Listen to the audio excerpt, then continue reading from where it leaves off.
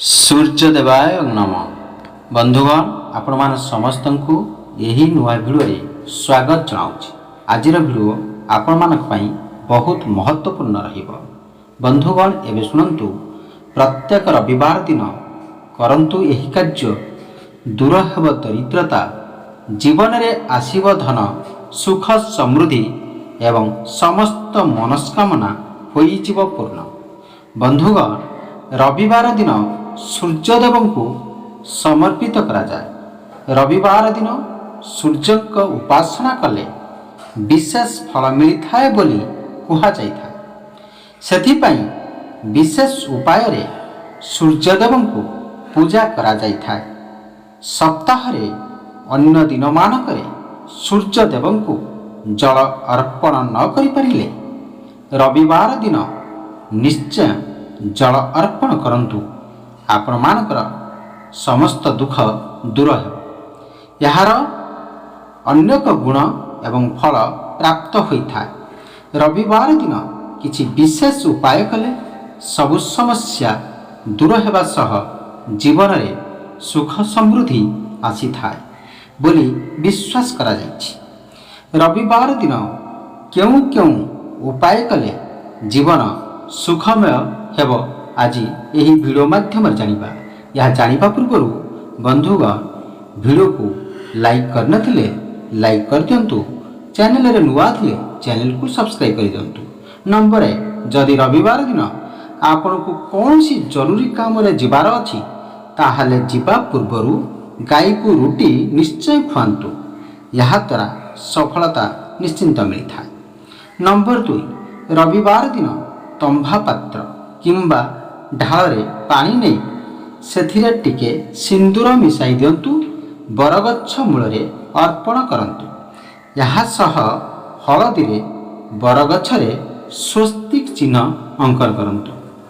Number 3, रविवार दिन घरर सबु सदस्यंक मथारे चंदन तिलक लगाइबा उचित एवं लगाइले कार्य सफल होता है।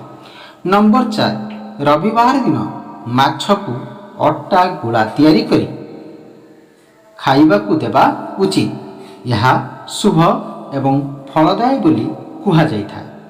नंबर 5, रविवार दिन पिंपुड़ी को निश्चिंत भाव में चीनी खाइबा को दियंतु। यह करिबा द्वारा मनस्कामना पूर्ण होता है। नंबर 6, रविवार दिन शुद्ध कस्तूरी को हलदिया वस्त्र रे बांधी घरर ट्रेजरी रे रखी दियंतु। जीवन रे सर्वदा सुख समृद्धि रहिबो।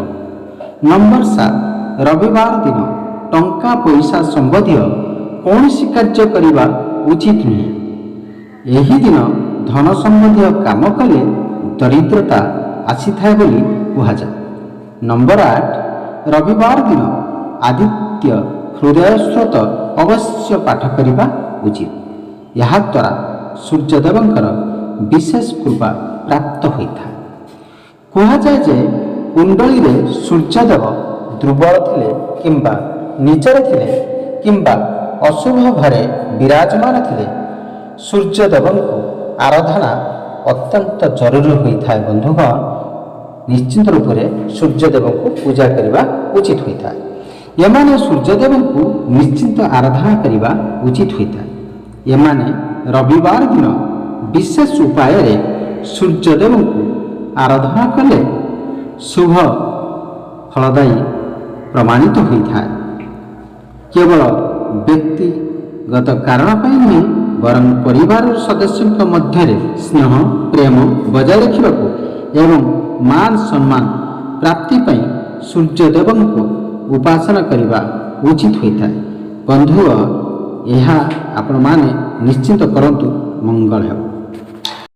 मन रखु दर्शक बंधु, गुरुवार दिन गोटे हलदिया कपड़े चाउल नड़िया गुआ पैसा एवं हलदी को बांधी प्रत्येक दिन पूजा कले धन प्राप्ति होता है। बंधुगण मन रखु, जदि प्रत्येक दिन घर बाहर किछि ना किछि दान करने द्वारा लक्ष्मी कृपा मिलता है एवं धन वृद्धि होता है। शनिवार दिन घर दुआर मुहरे सोरिष तेल रे दीप जलाई एवं दीप लिभिला परे बड़ी तेल को अସୁସ୍ଥ गछ मूल जाले धन वृद्धि। प्रिय दर्शक बंधु, एबे शुणु ରବିବାର ଦିନ କୁଶମୂଳ ଆଣି ତା ଉପରେ ଗଙ୍ଗା ଜଳ ଛିଞ୍ଚି ପୂଜା କରି ତାକୁ ନାଲି କପଡ଼ାରେ ଗୁଡ଼ାଇ ପଇସା ରଖୁଥିବା ସ୍ଥାନରେ ରଖିଲେ ଧନପ୍ରାପ୍ତି ହୋଇଥାଏ। ଯଦି ଅମୃତ ବେଳାରେ ପଶ୍ଚିମକୁ ମୁହଁ କରି ଖୋଲା ଜାଗାରେ ହାତ ଆକାଶକୁ ଉଠାଇ ଲକ୍ଷ୍ମୀକୁ ସ୍ମରଣ କଲେ ଏବଂ ହାତକୁ ମୁହଁରେ ଲଗାଇଲେ କିଛି ଦିନ ମଧ୍ୟରେ ଧନପ୍ରାପ୍ତ ହୋଇଥାଏ। ବନ୍ଧୁଗଣ ମନେ ରଖନ୍ତୁ, ଏହା କଲେ ଆପଣମାନଙ୍କର ମଙ୍ଗଳ ହେବ।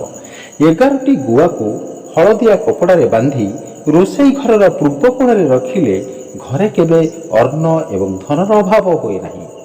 କୌଣସି ଶୁଭ ଦିନରେ ଅଭାବଗ୍ରସ୍ତ ଲୋକଙ୍କୁ ଅଟା, ଚାଉଳ କିମ୍ବା ଧଳା ବସ୍ତ୍ର ଦାନ କରିବା ଦ୍ୱାରା ଘରେ ଲକ୍ଷ୍ମୀଙ୍କର ଆଗମନ ହୋଇଥାଏ। ଘରେ ଲକ୍ଷ୍ମୀଙ୍କୁ ପୂଜା କରିବା ପରେ ଦକ୍ଷିଣାବର୍ତ୍ତୀ ଶଙ୍ଖରେ ଚାଉଳ ଏବଂ ଗୋଲାପ ପାଖୁଡ଼ା ରଖିବା ଦ୍ୱାରା ଧନପ୍ରାପ୍ତିର ଯୋଗ ସୃଷ୍ଟି ହୋଇଥାଏ। ଯେକୌଣସି ଶୁଭ ଦିନରେ ବାଦୁଡ଼ି ରହୁଥିବା ଗଛକୁ ଡାଳ ଖଣ୍ଡେ ଆଣି ଘରେ ଲୁଚାଇ କରି ରଖିଲେ ଧନର ବୃଦ୍ଧି ହୋଇଥାଏ। କୌଣସି ନିର୍ଧନ ବ୍ୟକ୍ତି, ରୋଗୀ କିମ୍ବା ଅଭାବଗ୍ରସ୍ତ ଲୋକଙ୍କୁ ଅର୍ଥଦାନ କରିବା ଦ୍ୱାରା ସବୁବେଳେ ଲକ୍ଷ୍ମୀଙ୍କର କୃପା ମିଳିଥାଏ। କୌଣସି କନ୍ୟାର ବିବାହ କିମ୍ବା ବିଦ୍ୟା ଅଧ୍ୟୟନରେ ଆର୍ଥିକ ସାହାଯ୍ୟ କରିବା ଦ୍ୱାରା ଲକ୍ଷ୍ମୀଙ୍କର କୃପା ମଧ୍ୟ ଲାଭ ହୋଇଥାଏ। ଶୁକ୍ରବାର ଦିନ ମନେ ରଖନ୍ତୁ, ଲକ୍ଷ୍ମୀଙ୍କୁ ପୂଜା କରି ତାଙ୍କୁ ଲବଙ୍ଗ ଅର୍ପଣ କରିବା ଦ୍ୱାରା ବାଣିଜ୍ୟ ବ୍ୟବସାୟରେ ବୃଦ୍ଧି ହୋଇଥାଏ। ଶୁକ୍ରବାର କିମ୍ବା ଧନତେରସ ଦିନ ମୟୂର ଯେଉଁଠାରେ ନୃତ୍ୟ କରୁଥାଏ ସେଠାରୁ ମାଟି ଆଣି ତାଙ୍କୁ ଲକ୍ଷ୍ମୀଙ୍କର ପାଖରେ ପୂଜା କରି ଲାଲ କପଡ଼ାରେ ବାନ୍ଧି ଘରେ ରଖିଲେ ଧନବୃଦ୍ଧି ହୋଇଥାଏ। ଗୁରୁବାର କିମ୍ବା ଶୁକ୍ରବାର ଦିନ କୌଣସି ମନ୍ଦିର ପରିସରରେ କଦଳୀ ଗଛ ଲଗାଇଲେ ଭାଗ୍ୟ ଉଦୟ ହୋଇଥାଏ ଏବଂ ଲକ୍ଷ୍ମୀଙ୍କର କୃପା ମିଳିଥାଏ। ଯେଉଁ ଘରେ ପ୍ରତ୍ୟେକ ଦିନ ଗାଈକୁ ରୁଟି ଖାଇବାକୁ ଦିଆଯାଏ ସେଠାରେ ଲକ୍ଷ୍ମୀଙ୍କର କୃପା ସବୁବେଳେ ରହିଥାଏ। ଯେଉଁ ଘରେ ସ୍ତ୍ରୀ ଲୋକମାନଙ୍କର ଅପମାନ ହୁଏ ଏବଂ ଘରର ଲକ୍ଷ୍ମୀଙ୍କର ଖରାପ କଥା କୁହାଯାଏ ସେଠାରେ ଲକ୍ଷ୍ମୀ ବାସ କରନ୍ତି ନାହିଁ। ଯେଉଁ ଘରର ଲୋକମାନେ ଅନ୍ୟାୟ ଉପାୟରେ ପଇସା ରୋଜଗାର କରିଥାନ୍ତି କିମ୍ବା ଅନ୍ୟକୁ ଧୋକା ଦେଇଥାନ୍ତି ସେହି ଘରେ ଲକ୍ଷ୍ମୀ କେବେ ହେଲେ ପ୍ରବେଶ କରନ୍ତି ନାହିଁ। ଯେଉଁ ଘରର ଲୋକମାନେ ଅଳସୁଆ ହୋଇଥାନ୍ତି ଏବଂ ଘର ସଫାସୁତୁରା ରଖନ୍ତି ନାହିଁ ସେହି ଘରେ ଲକ୍ଷ୍ମୀର ପ୍ରବେଶ କରନ୍ତି ନାହିଁ।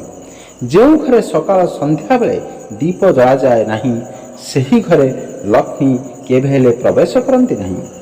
ଯେଉଁ ଘରେ ପଣ୍ଡିତ, ଜ୍ଞାନୀ ଏବଂ ଗୁରୁଜନମାନଙ୍କର ଅପମାନ ହୋଇଥାଏ କିମ୍ବା ଅନାଦର ହୋଇଥାଏ ସେଠାରେ ଲକ୍ଷ୍ମୀ କେବେ ବାସ କରନ୍ତି ନାହିଁ। ଯେଉଁ ଘରେ ଲୋକମାନେ ଶାନ୍ତିରେ ରହିଥାନ୍ତି ଏବଂ ପରସ୍ପର ସହିତ ଉତ୍ତମ ସମ୍ପର୍କ ଥାଏ ସେହି ଘରେ ଲକ୍ଷ୍ମୀ ବାସ କରିଥାନ୍ତି। ଯେଉଁ ଲୋକମାନେ କଥା କଥାରେ ରାଗି ଯାଇଥାନ୍ତି ଏବଂ ନିଜ ଦୋଷ ଅନ୍ୟ ଉପରେ ଲଦି ଦେଇଥାନ୍ତି